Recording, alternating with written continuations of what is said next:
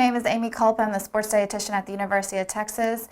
And this week for our nutrition topic, we're going to talk sports drinks. I get a lot of people asking me about sports drinks and are they okay to drink or are they not?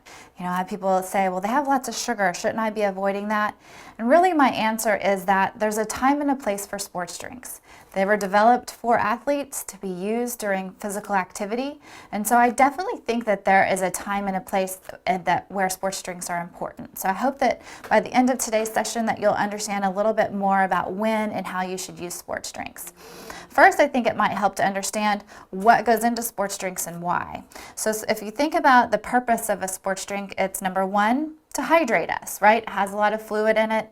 It helps us to get our fluid down. The one way that it helps is that the flavoring in the sports drinks actually encourages us to drink more. So the electrolytes in there and the carbohydrate in there, the way that it tastes on our tongue encourages us to drink more. And so if you're somebody who has a hard time drinking whenever you're working out, sometimes if you drink a sports drink, that can help you to drink a little bit more fluid and meet your fluid needs a little bit better. The other thing that sports drinks have in them, again, is carbohydrate. Carbohydrate is a primary source of fuel for a working muscle. And so if you're working out for an hour or longer, you need to make sure that you're keeping up with your carbohydrate losses. A lot of times you're working out for 2-3 hours and if you don't replace some of those carbohydrate stores, are definitely going to feel your energy levels start to go down, especially if you haven't done a good job of eating in your day. And so you're going into your workout maybe consuming less fuel than you need to. Definitely a sports drink can help you to keep up with those carbohydrate losses. The type of carbohydrate that's in sports drinks are simple sugars. And the reason for that is that your body needs to absorb that carbohydrate very quickly so it can be utilized in the bloodstream. You don't want something that's going to take a long time to digest and absorb. That's not going to feel very good in your stomach whenever you're trying to exercise. So yes, it is simple sugars, but that is for a purpose so that your body can use that carbohydrate right away. I like to look for sports drinks that provide carbohydrate in 2 to 3 different types of carbohydrate. So you might see glucose, you might see fructose, you might see maltodextrin. Those are all words for carbohydrate. And I like to see those 2 to 3 sources because I know that's going to be better absorbed and utilized than just one source of carbohydrate at one time. So most sports drinks are already prepared for you in that way, so it's not something you have to think about, but whenever I'm shopping or looking at different sports drinks, that is one of the things that I look at.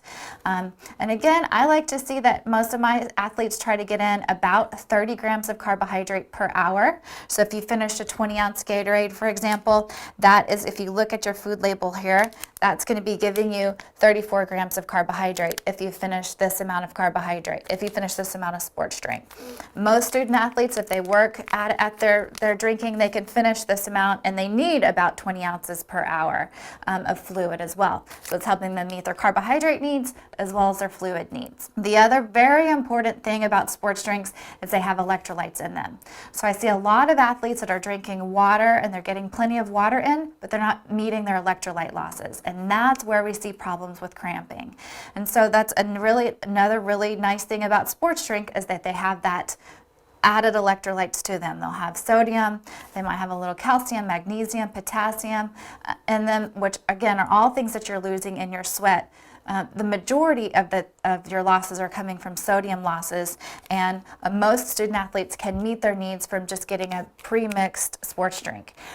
If you are somebody that's prone to cramping, you might need additional electrolytes than what is provided in a sports drink. So talk with your sports dietitian or talk with your athletic trainer about additional electrolytes that you could be getting in beyond what's already provided in the sports drink.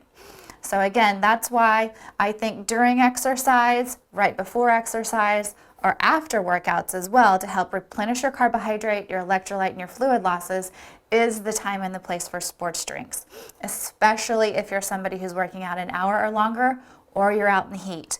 Your needs go up significantly more in those two settings. If you're somebody who's just working out on the weekends, going out for a 30-minute jog, you may not need that additional carbohydrate, but you'll need the fluids. You might be somebody who needs those electrolytes, so you can look for the lower calorie sports drink if you want to do something with a little flavor in it. If not, then you can probably meet your needs just from drinking water.